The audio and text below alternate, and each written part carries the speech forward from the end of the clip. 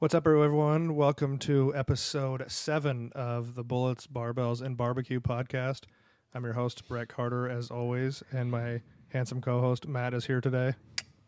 We're going to do a little Q&A. A lot of the questions were kind of similar, so we're going to kind of compress it down into one. We had different questions about competing, the importance of competing, should you compete, and I'm going to let Matt start with this one. Cool.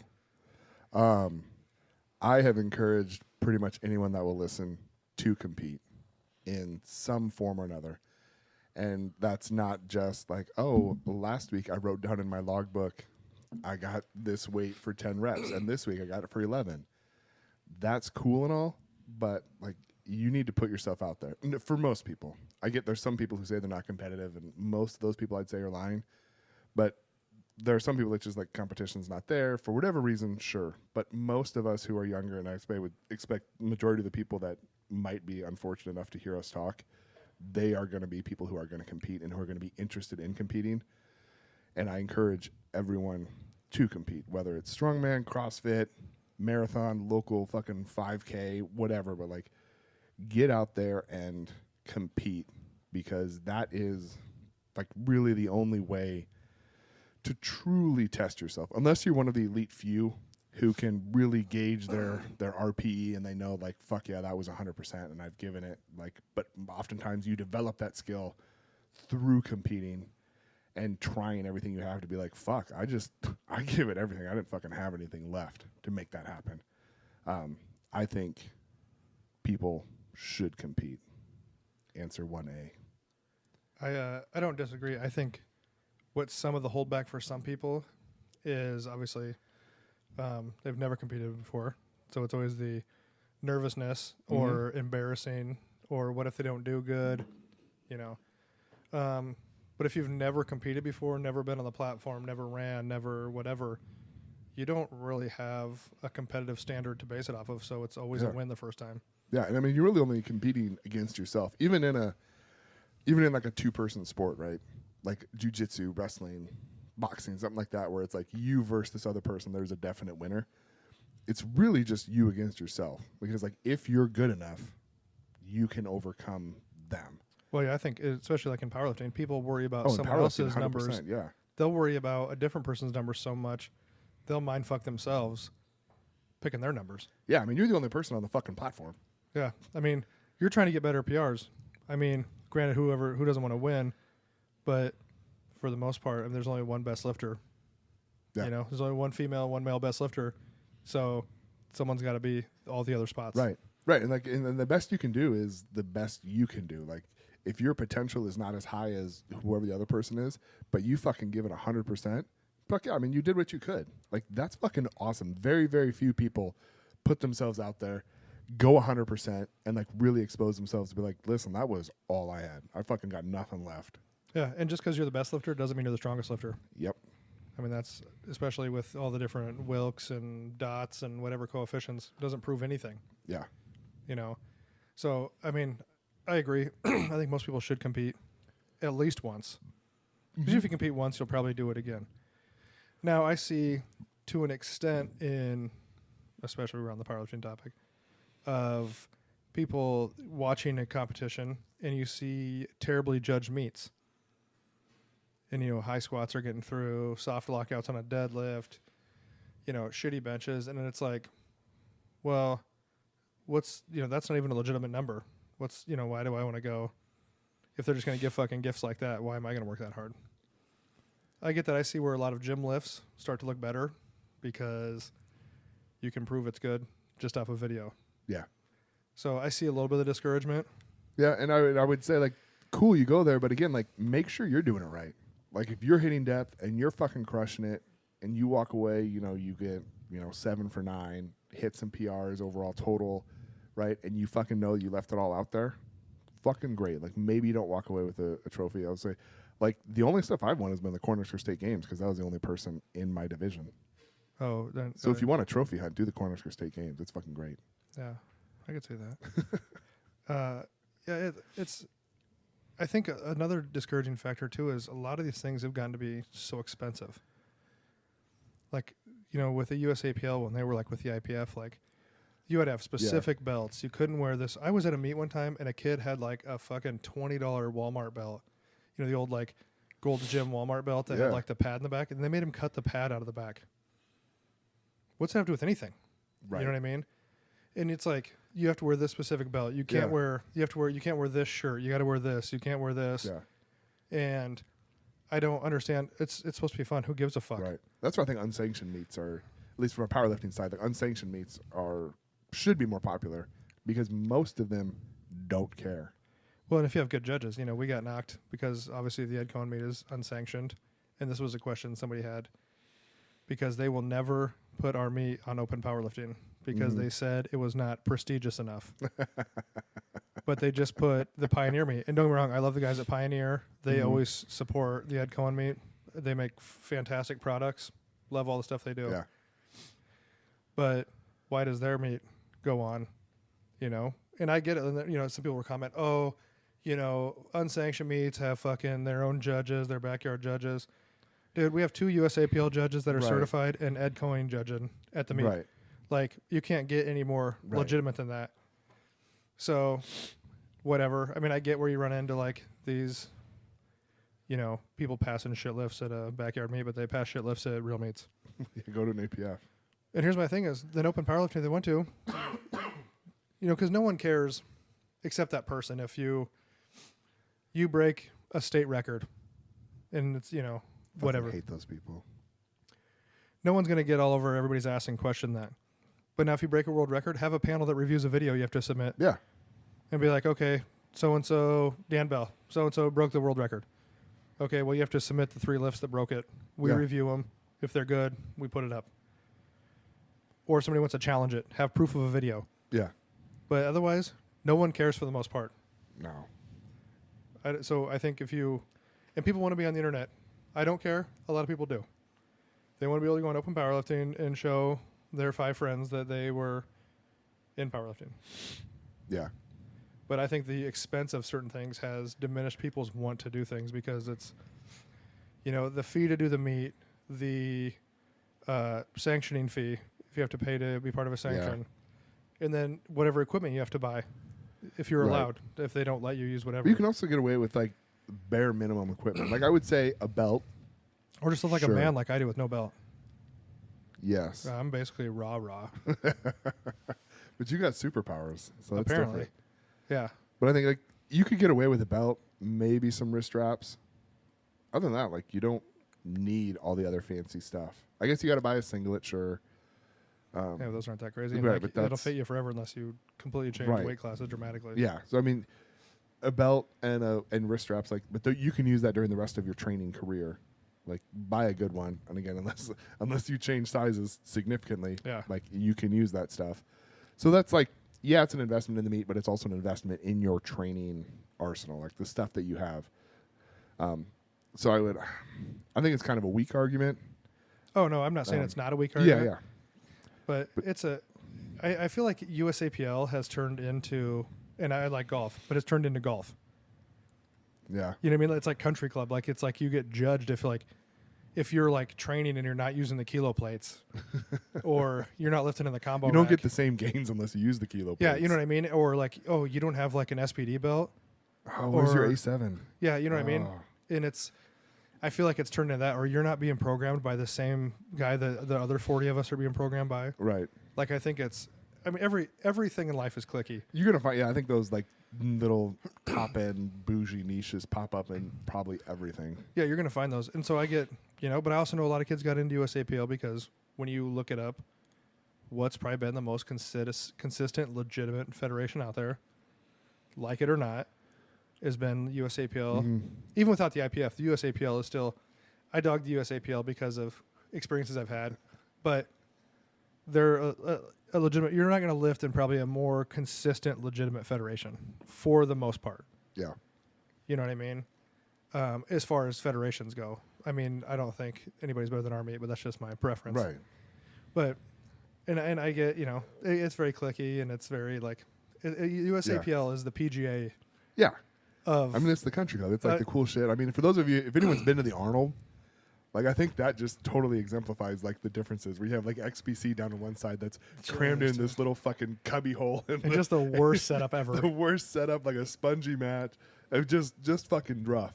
And then, you know, however far down the hall, you've got the USAPL with this fucking stage crew going on and cameras and lights and fogs and all and this fog stuff. machines and fucking live band dangling from the season, all Mad Max silent. And you know, it used to be like, man, but the XPC was better because all the fucking juiced up guys were Yeah. down there just squatting like thousands of pounds.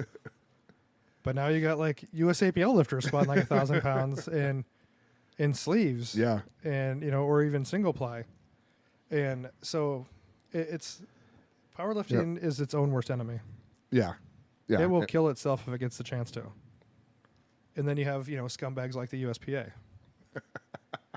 You know, like just a bunch of fucking predators and pedophiles pedos out there. running that organization. Yeah. But I mean, but you can like, it expands. I know we're going to talk about powerlifting because that's what we know, but I'm like, whatever you're into, like Always compete at least once. Yeah, try it once. I mean, just challenge yourself. Because no one cares if you got last. Right. I mean, at least you went out there and you did something. And the people that talk about, like, they're at their local boxing club and they're like, fucking, I beat up everybody in my club, or, you know, I'm the strongest dude in my gym or whatever. Like, none of that really matters. Like, nobody cares. No. Not that people care if either of us stand on a platform, but like, get out there and compete and really try it, because like the competition atmosphere is different. It challenges you in different ways, not only physically but mentally, because now you have to prepare. You don't get to go on like your exact time schedule. It's Equipment's different. Equipment's different. The vibe is different. It's not your normal place that you're Yeah. training. And there's different people around, so you're used to like your Saturday squat sessions in this very like similar atmosphere feeling, but now you're somewhere different. Maybe you've had to travel, right? Or if you're a runner, I'm not. I assume it's similar. If you had to travel somewhere, right? You've got to figure out, okay, I've just drove, 7 hours last night. Now I've got to go up and I'm going to run a marathon the next day. Like, how do I prepare for that? I'm running on terrain that I haven't been on before. Do I train differently? You can train the best you can, but unless you run that exact route, it's going to be different for you, right? So you get all these different challenges and all these different things that you can then walk away from, and you're like, hey, I went out there, I did that. Whatever place you get, cool. As long as you gave it your best, fuck yeah, you did it.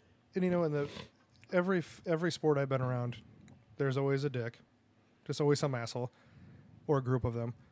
But all the rest of the people, the other 90% at competitions, are going to help you. Fuck yeah. Especially if you're new, they're going to think it's awesome you're there. They're going to tell you, if you're running a marathon, I'm sure they're going to say, encouraging. Hey, you know what? When I get to this mile, I eat one of these whatever those carb goos they have, or I drink this. I do it in this order and it's helped me. It gets my nerves out, or I run the first how many miles before I do anything because I'm nervous and I don't want to shit myself. Yeah. Same thing I tell everybody in powerlifting. Your first squat in a meet you're gonna dive bomb it because you're nervous. Your asshole's gonna touch the floor. You're gonna come back up, and then the rest of the meet is gonna be great. And I said, by the time you get to deadlift, you'll just want the fuck thing to be over with. You know what I mean? And so don't ever be nervous that like you're gonna go in there and look stupid. Just ask people. People will help you. Yeah. But don't also go in like you're better than everybody and act like that, and then try to ask for help, because then you're gonna look stupid. Yeah, and they'll smash you most of the time. Yeah, I mean, you don't know until you've been out there and tried it. And like I said, once you've competed one time, I guarantee you'll probably do it again. Yeah, it's addicting to get out there and compete and try it. Like the endorphin rush that you kind of get afterwards, and like this feeling of accomplishment, and you're like, fuck yeah, like especially if it's your first one. Your first one is probably just like your first drug hit, right? It's fucking great. It's this new experience. You challenge yourself, right? Yeah, it's all PRs, and it's doing shit. You're like, hey, I haven't done this before, so there's this like chemical reaction in your brain for accomplishing stuff that you haven't done before, where it's like, hey, here's a huge reward stimulus because that was fucking awesome. Yeah. And usually you're going to go out and eat like an asshole after it. No matter what it is, bodybuilding, fucking... Weigh-in day is my favorite meet day ever. Yeah, prancercising, whatever you're competing in. You're going to go out and eat like an asshole. And you know what? And who cares if you get last place? Someone has to get last place. Right. There's always, there's always a first and there's always a last. Someone has to get last place. Yeah. So you know what? Whether it's you or somebody else, somebody's fucking getting But there's it. also a shit ton of fuckbags out there who didn't do it. Like they got last and last, right? They didn't do fucking thing. Yeah, you think about that too. Look at the size of, a sport. We go back to the powerlifting. There's not that many lifters in the sport of powerlifting as a whole, comparatively, to kids that play football or Mhm. whatever you want, whatever popular sport you want to use. And so you're doing better than all the people who aren't doing anything. Yep. And plus, you're going to train for something on a regular basis, which is more than anyone else is doing. Yes. So you've just kind of set the precedent of being motivated to do something, and you're committing 12, 13, 14, whatever, how many ever weeks you're going to train for something. You've just committed for Yep. that. Yep. You know, so you've committed to, and you build a mentality of seeing things through, which will carry on to other things in life. Yeah. You know what I mean? And going back to, I think maybe one of the first episodes, we kind of talked about, like, if you're newer to lifting, stuff to do, right? If you get in and you, specifically to powerlifting and kind of strength training, if you get in there and you do a competition, that rest of the group that maybe you weren't part of that team yet or part of that lifting group, but they kind of helped you out a little bit, kind of feeling the waters, they see you in there and you dedicate yourself 12, 13, 14, 15, 16 weeks, and then you step on the platform and you just fucking give it what you got. They'll be there for you. That next, when you come back to the gym, they're like, fuck yeah, man. And then when you ask for help, you're going to get more help because they're like, all right, this guy's committed. They're willing to step up on the platform. They're willing to put it out there. You have this kind of like camaraderie, this bond, because now you're both or all of you are competitors in the same thing. So you know day before what it feels like when you're trying to like reload up your first squat, how your just fucking butthole grabs the ground because you went too low. Mm-hmm. You guys all have that same thing in common. And It's like a brotherhood. Yeah, exactly. So now you're Sisterhood. bonded. It's a theyhood. Yeah. And, you know, even at the meet, if those guys are at the meet, they're going to be there to help you out. You know what I mean? You might not know anybody originally, but when you've been training, you go to a meet, and if those guys are there, they're probably going to load. They're going to help. They're going to help you do anything they can to help make sure you have a good meet that day. Yep. You know? And, I mean, that kind of leads into, unless you have more on the competition thing, but it kind of leads into one of the questions was pet peeves of the gym. I mean, I think the biggest pet peeve is a lot of people's gym etiquette in general, which I think leads to what we were talking about, where people see you put in the work, so they want to help you. There's a lot of, not all of them, there's a lot of new generation lifters that are very all for themselves. Yep. You know, they don't want to work in and train with people. That's the fucking worst. You When know, you've they- got 3 people fucking squatting on 3 monos, they're all using a straight bar, they're all relatively weak. Just use the same fucking bar. You guys can squat and take turns. Well, dude, it's a fucking mono. Weak or strong. If you're within 4 plates of someone, 4 plates total, you know, you're squatting 225, they're squatting 405, you should be together. Oh, yeah. But You know what I mean? I'm not telling you I want you to strip from 7 plates down to 1 plate. Yeah. You know what I mean? But if you're 405, 495, and the other person is 225, 135, work out together. Yeah. Nothing adjusts easier than a monolift and a combo rack. Right. They're meant to do that shit. Same thing Even- with the benches here. All the benches here adjust pretty fucking easily. So, you know, I think it's just gym etiquette, and it's like, I mean, the deadlift platform's tough to adjust, but well, yeah, I get that. I hear you for those short people. But it's just, I don't know. It's a very, very self-centered time yeah. in lifting that I've seen. There's some good people out there. I'm not saying all of them, but it's very self-centered. And I don't know if it's social media. I think it is. Like, it's people see these like flash in the pan lifters, flash in the pan fitness folks. And I'll you throw know, all the ooh, motherfuckers under the bus because I don't care. I've said it forever. Like Dan Bell, flash in the pan. Or not Dan Bell. Green. Dan Green. I was like, No. Bell's pretty good. Yeah, no. But flash in the pan. You know Oh, what I mean? yeah. He couldn't, got strong super fast, couldn't stay healthy. Yep. Fucking Rob Philibus, in and out. Yep. You know what I mean? I'm not saying those guys didn't work hard at what they Right. did, but strength shot up, and then they kind of tapered right back down. Right, but I'm sure, and I don't know for Dan, but I know Rob got some input from some really high level lifters of like, hey, you should think about doing XYZ.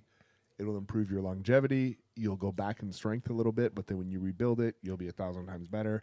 And they said, nope, I got strong like this on my own or whatever. I'm going to stick with it.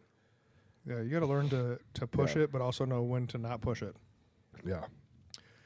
But again, and I think that was the at that time with some of those guys was like the rise of Insta fame. Yep. And no one puts their failures on Instagram. Very few will. You'll hear all kinds of people talk about this. Anybody you've ever listened to that's not stupid, that's a Right. motivational speaker or a business guy, will tell you only wins are posted on Instagram. Yeah. People aren't putting their losses. You know, oh, I squatted this day. Okay, well, how many times did you get fucking buried on the way there? Right. You know, nobody wants to. Very, very rarely will people put up all the videos of a shitty meet they bombed out of. You ever notice they don't post the lifts? They just say, I bombed out. Well, why'd you bomb out? Oh, bad judging. Exactly. You know what I mean? But it's turned into a very individualistic sport where it used to be, when we first opened the gym, it was a team. Dude, that group was fucking awesome. That was intense. Yeah, we had, It there was fucking probably great. 10 or 15 of us Yeah. that would train together on 2 monoliths. Yeah. Now, don't get me wrong, we hugged a monolith for a while. Right.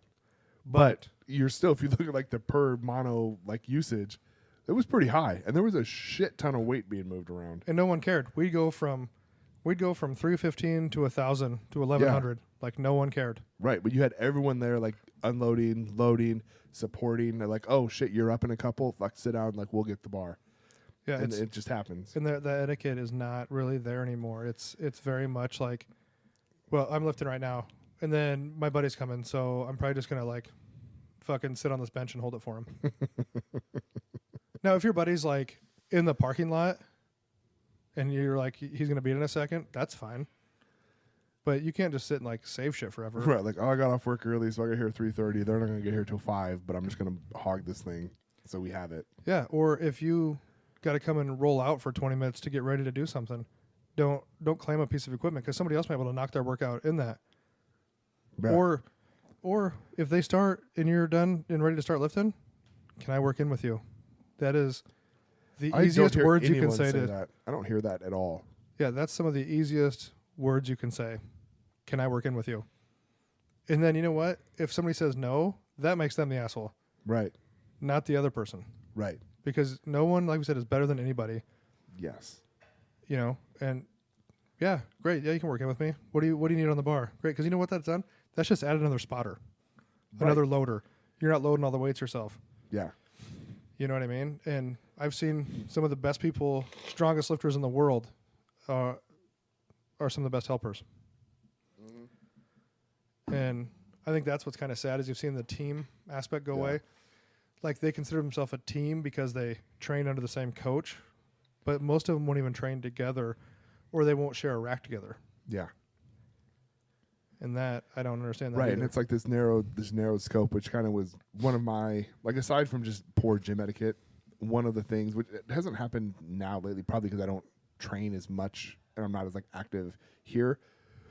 But when there was like a more of an influx of like newer people kind of coming and going, you get these people that ask you these fucking questions, which most of the time, like you, myself, like we will nerd out on training and lifting and like anything, like nerd on it for hours and talk about it and like help out just about anyone. For sure. And you tell them that and you see them go back to the lift, whatever they were doing, and they go right back to doing what they did before. Like they didn't listen to what you said. They didn't try to incorporate it. They didn't work it in. And then you see in subsequent training sessions, if you see them, like they haven't changed at all and they just didn't listen. And it's like, if you weren't going to do it, why the fuck did you ask? Yeah, don't waste time. Right. Like I'm not that I have this, I'm not like a Louis Simmons with this repository of information, but we've seen a lot of shit and have done a lot and trained. And I've hung out with Louis. And you've hung out with Louis. Like you've probably actually touched his skin. I have. I shook his Oh hand. my God. Did you ever wash that body part? No. It's good. I would like gloved it and just Yeah. encased it and just You got, kept it. you got gangrenous, so I keep it in my underwear. Yeah, and just open it and smell it from time to time. And Yeah, like if you're gonna ask, like ask and then try it. Like maybe it doesn't work, maybe it doesn't, but there's a reason that you went up and asked, or like someone went up and asked someone else. Like they went up there because whoever they were asking, they thought brought something to the table. And then what happened is it didn't reinforce whatever preconceived notion or message that they wanted. And so like, oh, well, fuck it. I'm just going to keep doing what I did before. Yeah, and don't have this preconceived notion that because someone is bigger or stronger that they're an asshole, because that's, first of all, not true 9 times out of 10. No. And don't assume just because somebody's bigger or stronger, they just got bigger and stronger by doing steroids and they don't know anything, because that's also not always true. Sometimes. Right. And the strongest one in the group, like, isn't always the most knowledgeable. And they'll, a lot of times if they're on, they'll tell you, but like, I don't know, I just do whatever he tells me to. Yeah. Like, they say this and they do that. And it's like, cool. All right. Yeah. And you know, don't get me wrong, in this whole conversation, I love the fact that people want to come and train and get better. Fuck yes. Everybody that comes through the doors here at the gym, I love to see them here because they're here for a purpose. Our gym has always been very training oriented, it's not necessarily just a hangout. You know, it's not a hangout. It's not like I'm fucking trolling for ladies or I'm trolling for the next, you know, guy with a bunch of money like you see at some of the big box places. You know, everyone here is here for a good reason, and I appreciate that. If you find a single guy with a bunch of money, you know.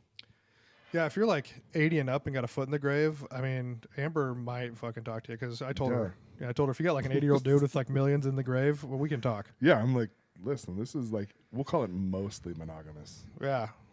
Because, I mean, he probably doesn't work anyway, you know, like weenie-wise. But, yeah, I mean, it's just, and like I said, this isn't shit on anybody in particular. No. People, that's what my pet peeves where I see at the gym. I just wish there was more, because I don't think a lot of people realize how fun it is to train, like, on the same rack with somebody and just talk shit to each other and motivate each other to get better. Yeah. And then there's always the other little pet peeves where you're like, I'm very OCD about the weights, and I understand how people can't fucking put weights back where they got them. It's my favorite thing ever to just like move stuff around. It's just the fucking worst. I just don't understand it, how like we open at 5 a.m. and by like 5:30 they're just like a clusterfuck, and I don't understand. When you had those vertical racks for the rubber plates, to fucking throw a 35 on the bottom of the 45s, was probably like the most joy I have. Yeah, I just don't get it. But you know, overall, we have a pretty awesome group of gym people who put shit away. Yeah. Put bars back where you get them from. You know, we have some girls that work here for us. Like, don't leave some fucking bar out and expect them to have to put it away. I'm not saying our girls aren't strong. They are. But, like, nobody wants to put the fucking, like, bully bar away. It's, like, super awkward and heavy. And, like, I'm not trying to have them get hurt. Or I got to put it away at 5 o'clock in the morning. Right. And I don't want to do that either. Yeah. You know what I mean? Like, you like your shit when you come to the gym to be in a certain spot. So does the next person. Yeah. Yeah, I think most of like the pet peeves here, like they don't happen very frequently here. No. Especially like the poor gym etiquette. Like there's a small group and some do it. For the most part though, people pick up, take after themselves. Like and especially here, people ask you questions. They're good. Like, so a lot of that stuff doesn't really apply to here. Yeah. But it is stuff that is still very raw from the commercial gym days. Yeah. And I wouldn't trade it. I wouldn't trade the people we have here for anything. You know what I mean? Like, so maybe a couple of them. Right. But no, I think if they don't, they should try. Just set a time. You all show up and you train together. Yeah, dude. When you have a training group, like I don't know. But like I said, train with each other. Actually, train with each other. Don't train next to each other. Yeah, train with. Like I don't know. Like when I was training with someone, I don't ever remember a day where I didn't want to go and train. Yeah. Like I might have felt like shit and been like, God, I really fucking hurt, or I'm really sore, or I'm tired, or I, probably should be spending time at home or like doing work or something. But you come and you train and you do that stuff, but like you want to be there and you want to spend time training and getting better because like you know that you're going to help that other person just as much as they're going to help you. Oh, for sure. And I guess the other thing is too is be conscious of your surroundings. Like if you're in between sets and you just like sit and lollygag on your phone, that's fine if the gym's not busy. But if it's busy, look around. And if there's somebody like standing around or sitting, they might be waiting for something you're using. Yeah. So I get it. You want to check the grams, get the fucking text back from your coaches, whatever. # kids getting hurt. Probably the best page on Instagram. Yeah. Next to the Omaha Barbell page. But you know what I mean? Like just pay attention to what's going on around you. So in case someone wants to use something, because you know what? You would want them to do the same thing if you were waiting to use something. Right. Yeah. You know, I mean, it's not very hard to do the same shit back to somebody else, but we don't need to turn into like a giant fucking dick measuring contest of who can be the bigger asshole. Because nobody owns anything in this place except for me. True. So, sharing is caring. Share because it's all mine. Yeah. But that's probably the biggest as far as pet peeves go. Yeah. I mean, but fortunately, like, again, there's not a lot here, and I think at least the people I've trained with here, like I've surrounded myself with people who aren't like that. Yeah. Like you see other people here who kind of do that, and most people here are direct enough to call out. Like if it's really bad. Oh yeah, you're gonna call. I tell people all the time, you will run yourself out of the gym. Oh yeah. This gym will take care of itself. Yeah, like the membership here is kind of like an organic entity. Like it's going to monitor. It's like, oh, this is bad for us. We should get this out. Yeah, And it'll stuff take care of kinda moves itself. out. And I guess you can dislike that or like that, whatever you want to, but that's the culture we have, is to make people better. And if you don't want to be better, or if you're not going to help people get better, then you don't need to fucking be here. Yeah. Because everybody here is trying to get better at whatever they're doing.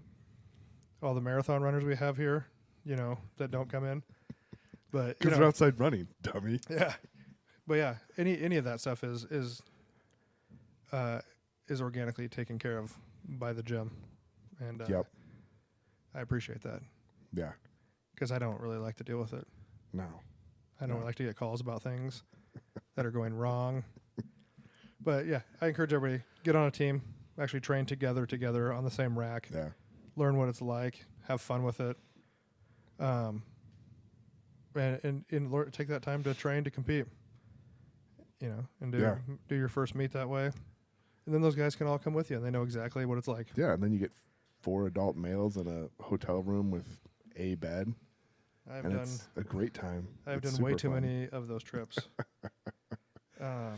That I was talking to some folks at the new job and was explaining to them about competing and traveling and stuff, and had mentioned that like when we went to, I think it was the last time we went to the Arnold, and it was you, me, Justin, and Aaron in a room with a single king bed, I think. yes. I think we had the rollout cot, but not until like night 2 or 3. Yes, or because I got sick like the first day. yeah.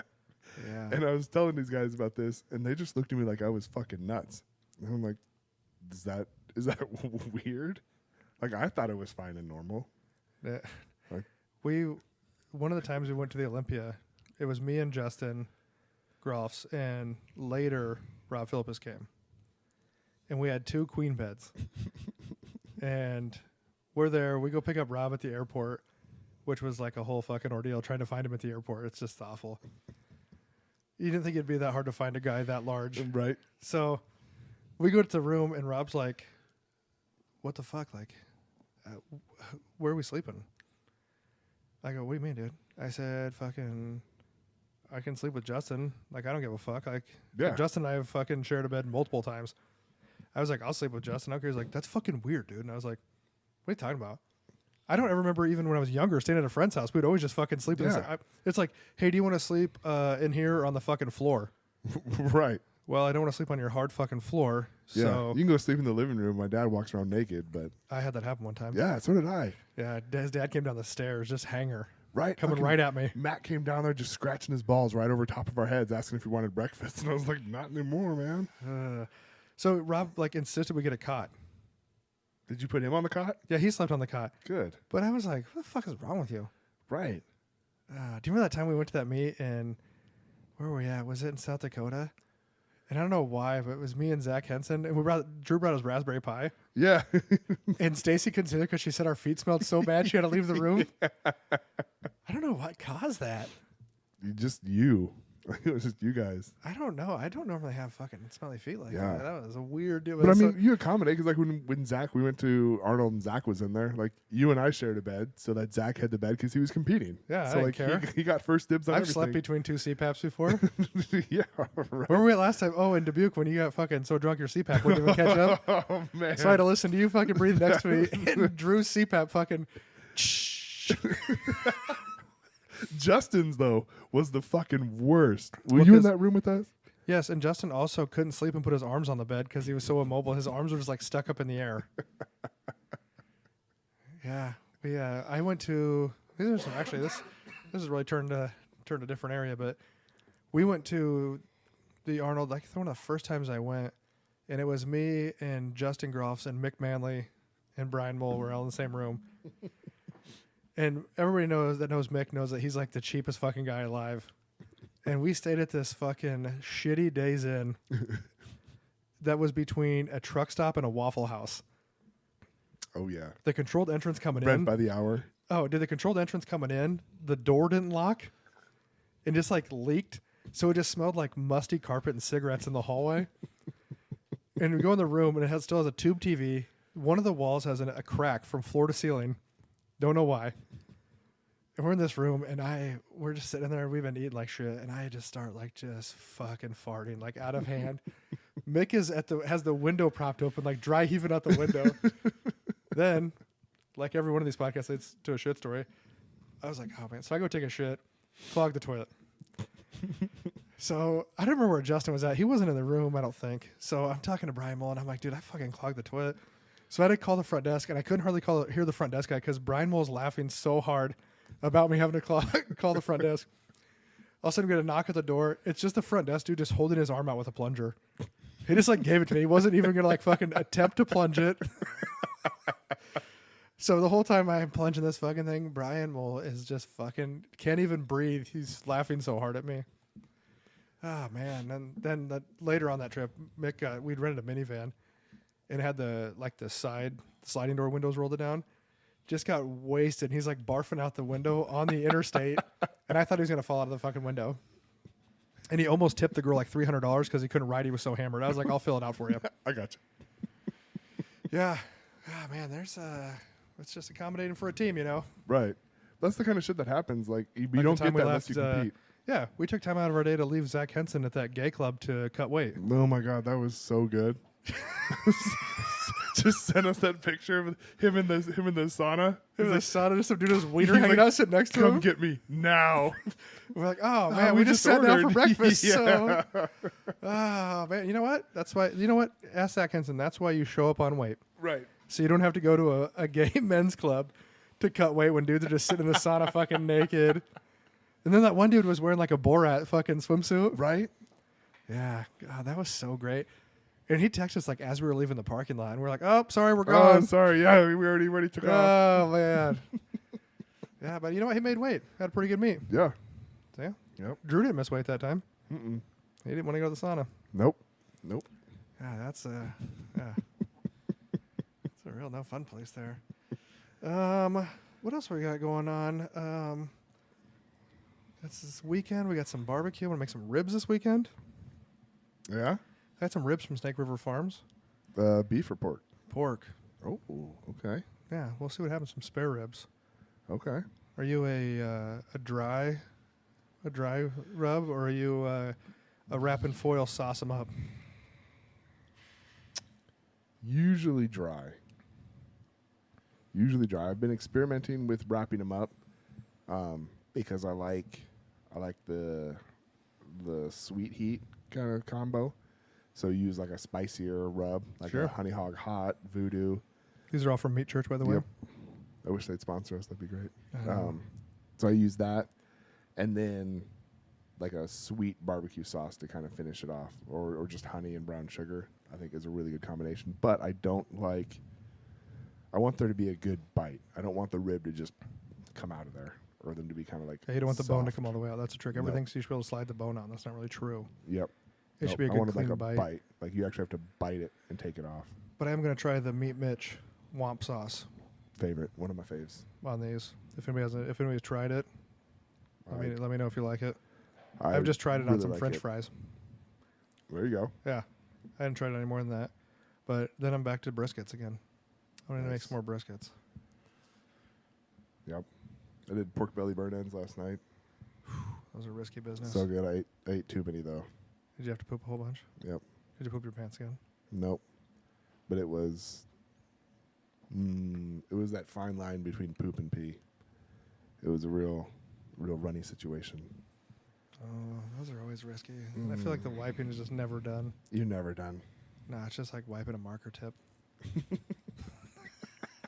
Just never. It just never Never quite fucking clean. ends. And then the other big topic. What are your thoughts on Nebraska passing the constitutional carry? I'm all for it. Like I don't. Here's what I think. I'm obviously all for it. I'm a very pro-gun person. Obviously, that's part of the title. I think when people look at gun laws, they get very wrapped up in the guns. But it's never the guns. It's really the individual. Yeah. You know what I mean? Because here's the thing: is like even this constitutional carry. If nobody knows what that is, it's actually the right for everyone in the state to conceal carry without a permit. Now I have my permit. I've had my permit for probably almost 13 years, something like that. And also, I'm also not against mental health checks for guns. Right. I'm not against that. I'm not against if they required you to take a handgun safety class or something. I'm not against those things. Because here's the thing: is gun laws only, and you hear this all the time, and everybody's like, "Oh, whatever." It really only affects law-abiding citizens. Because you can look at any of these shootings that have happened, and they're all terrible, right?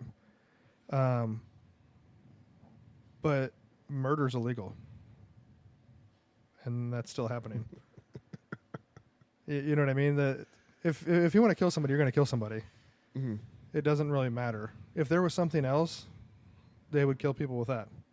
I mean, Timothy McVeigh, just like he blew up the Oklahoma City building with a Ryder truck and some fucking farm chemicals. Mm-hmm. So, I don't. Overall, I think it's a good. I think people who were probably already illegal concealed carrying were doing it anyway. So it doesn't really, you know what I mean? It's Right. not. It doesn't change anything. You know what I mean? I think I akin it somewhat to the abstinence education in school. Like, obviously abstinence doesn't work and people aren't going to do it. Yeah. I mean, abstinence works 100%. Yeah. Okay. Abstinence does work. Yeah. But or God's loophole. But yeah. like that, it's not the actual application of it doesn't work. Right. So even if you are not pro gun, right? Like, Sure. And you everybody's don't got have to their own view. You can have your Right. own view, but you should. I don't hate somebody who's anti-gun. Right. And I think being anti-gun, I don't know. I don't see why there's an anti-gun. And I don't think most people are really anti-gun. like, I think they don't there know was the enough one about. gal from they had the video of her where she was like yelling shame at the At the council meeting. at the council meeting, right? But and is she has she- like a shirt that says anti-gun violence, and I'm like, fuck yeah. Yeah. I'm you're- also anti-gun violence. Yeah, I'm not pro-gun violence, but I'm sure you're pro someone protecting you having a gun. Pro not getting shot while you're going to get groceries. But so like guns are here and they're going to be part of this and they should be part of it, right? Outside of the protection thing, like they're just super fucking fun. I don't know, even people who aren't really comfortable with guns. My wife, when we first met, she was not happy that I had a couple hunting shotguns Sure. and a hunting rifle. And people feel very uncomfortable because there's such a mystique around guns. There is, and they're just not comfortable with it, right? It's like, granted, it's a super fucking dangerous thing. Like, they are incredibly dangerous. But So is a chef's knife. yes, but that also makes delicious food. It does. But so, they're dangerous. Cool, yeah. But so, like, she was really uncomfortable. We went out and shot a little bit. The first couple times, she was like, oh, I don't know. Brought her out. We shot an AR. And that was the one that she was like, oh, I don't know. Shot that. And she was like, this is pretty fucking fun. Mm-hmm. So we shot some more. But that came with the education of like, hey, here's how it works. Right? As long as you don't pull this trigger. As long as you respect the gun. Yeah, like pretend like they're loaded all the time. Even Always. even when you run the slide, 17 times and shake it. Like pretend Sometimes a round will still come out. I've seen it happen. But so there's this. But if even if you're like anti-gun or like you're not pro-gun or you're just like I don't want any guns here, cool. You and or your family like should have a basic understanding of them, right? Like know what they are, like how, like if you find one, what to do, what not to do, because that's just it's just common. Like don't make it this mysterious thing like they've never seen and they haven't heard about. And all they've heard is like bad. Yeah. If all the kids hear is like, oh my God, guns are so bad, they're so terrible, like, oh, they're the devil, don't do that. The first time a kid finds a gun, he's going to be like, fuck yeah, cool, I'm not supposed to have this. This is dangerous. Well, and you know what's crazy is kids probably handle guns more than anybody. Because how many toy guns? Oh, yeah, Nerf guns, all that shit. Yeah, those kids have been handling guns. They probably know more about guns than some adults do because they've been, hey, last time I fucking grabbed my Nerf gun and pulled the trigger, I fucking shot my mom in the ass with this Nerf gun and I got in trouble. So, don't point it at somebody. Yeah. Yeah, and so I think having a general awareness is great. Like gun education, cool. All that stuff. Like constitutional carry, cool. Like the people that were, I would guess the people that were going to carry already carry. Well, yeah, Like, we already have a permit. We're already I already have my carrying. permit, and I'm going to keep it anyway because if you go to a different state or you need a permit to buy a gun anyway. And that's the thing too is I don't think people understand the gun laws, right? They think gun laws, guns were more accessible in like the 50s, 60s, and 70s than they are now. Gun violence is gun violence, and I'm not down for gun violence in any fashion. Right. I don't even hunt. Now that's not a form of gun violence, but I don't even hunt. I literally like to target shoot and home defense, protection, whatever. Yeah. But I think people have a very skewed idea of like, oh, you can just walk into Shields and buy a gun. Well, if you've got a permit to purchase and or concealed carry, where or you get a long gun, some kind of background check has happened, you don't just walk in with nothing and go get it. Now, is there mental health things? Sure. But I knew a guy growing up who was super normal guy, couple of bad things happened in his life, and he snapped and killed himself, hung himself. Totally normal guy before those things happened. So the mental health thing, I get it, but that's also a very hard thing to monitor because you might be a totally normal person, and then up until the point that you're not. Yeah, you might get fired from your job, and then your wife's like, oh, well, you don't have a job. I'm not fucking staying around with some deadbeat. And then you're like, well, what the fuck? What's that movie with Michael Douglas where he gets fired and he walks around with that shotgun in the briefcase the whole time? But you know what I'm talking about. That guy was totally normal too until he got like super pissed one day. And it's if somebody really wants to do something, they're gonna do it no matter what. Who's the guy that drove through that Christmas parade and killed them old ladies that were singing? Like last year or the year before, he was pissed and drove a car, killed people. 9/11, not one gun was used. Box cutters were used to take over the planes, and then a plane was used as a giant fucking missile. Yeah. So, and I get you see in the news, right? But the news is always, I don't care what political side you're on, the opposite side is always doom and gloom everything. Yeah, doom and gloom, whatever the other side's saying. They make everything seem like it's just like the worst thing in the world, blah, blah, blah. Right. You know what, though? I can't think of any person in the last how many years that I hate and that I've shown like hate towards. Any of my friends, I don't know anybody that knows anybody that's been like, yeah, I get all kinds of hate and like people hate me and this happened just like they show on the news. No, the news sensationalizes everything they can. Oh yeah, on either side. Yeah, no matter who it is, I don't give a shit which side it is, And so they make everything seem way worse than it is. Obviously, people getting killed is terrible. Have you seen that the kid from Indiana who stopped the mall shooting? Oh yeah, they have like training drills named after that kid. Yeah, the Dickens drill. First of all, that kid, that's amazing. But he saved so many people's lives. Like yeah, there's no idea how many lives he saved, right? But I mean, at 40 yards with a pistol now, whether he was closing distance or moving, like that probably actually makes it more complicated. Yeah, moving in here. Yeah. But whatever, 8 out of 10 rounds and like 15 seconds on target at 40 yards. Yeah. That's fucking impressive. I mean, that was like a former Marine sniper instructor in that church when that guy pulled out the shotgun and he just stood up and started walking and shot him in the head from across the church. Yeah. I mean, and that's the other part too, is you always hear the bad end of what guns have done. You don't ever hear the good end of what guns do. Yeah.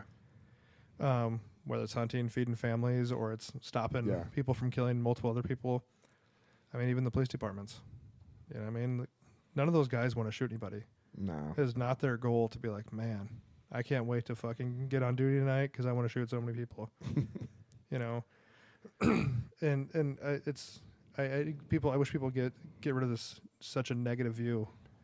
Yeah. I wish they would get rid of the view. I also wish that people would talk about it. Because I know we've talked about it and come from slightly some different positions there, but like even if it's, one of the amendments, right? Like I don't think any of them are above reproach. I'm not saying that any of them need to be changed, but you should be able to talk about them.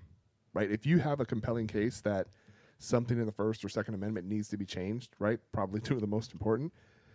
If you feel like something needs to be changed, like you should be allowed to talk about it. But don't expect it to happen necessarily. Right, but yeah, and if it doesn't happen, it doesn't happen. Cool.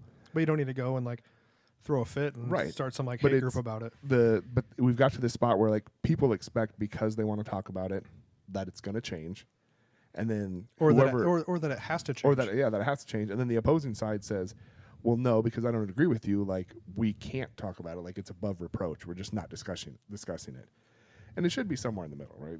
We should be able to talk about it. Again, not advocating that anything has to change, but you should be able to talk about it. And then be like, okay, cool. Yeah, I brought up my points. You brought up your points. Maybe we still disagree.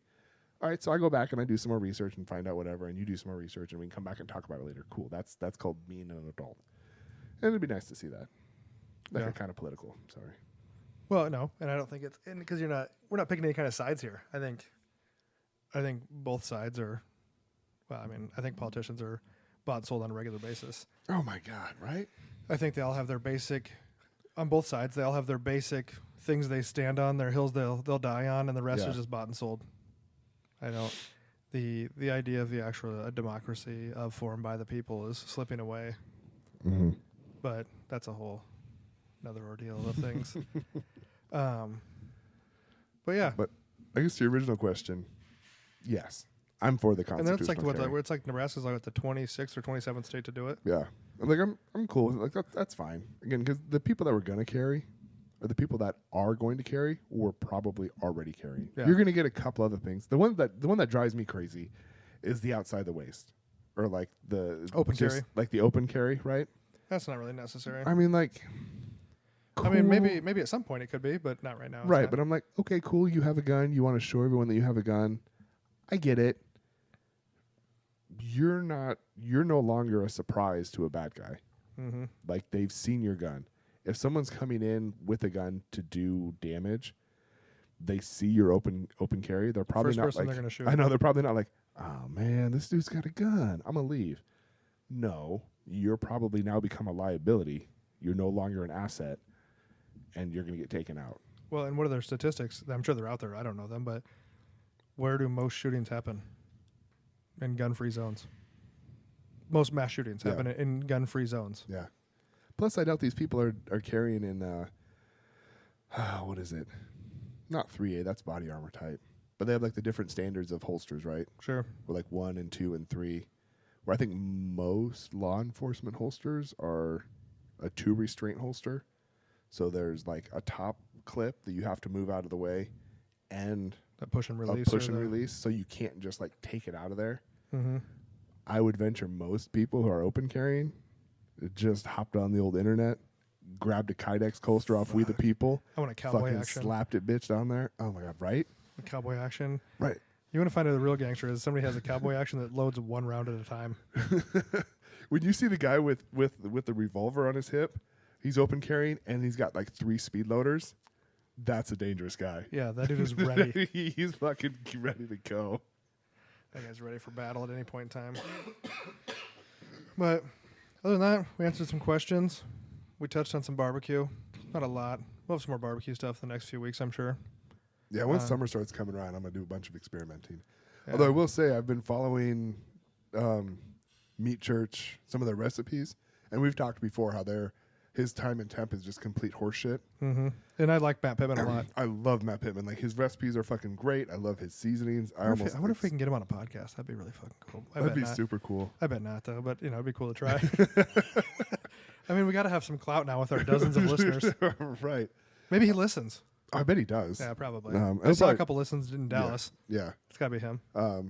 Waxahachie. Yeah, I've been there. Funny enough, I've been there. Oh, really? Yeah, Did you go to the Meat Church place? way before that. Oh, man. Yeah, it was just- Opportunity lost. yeah.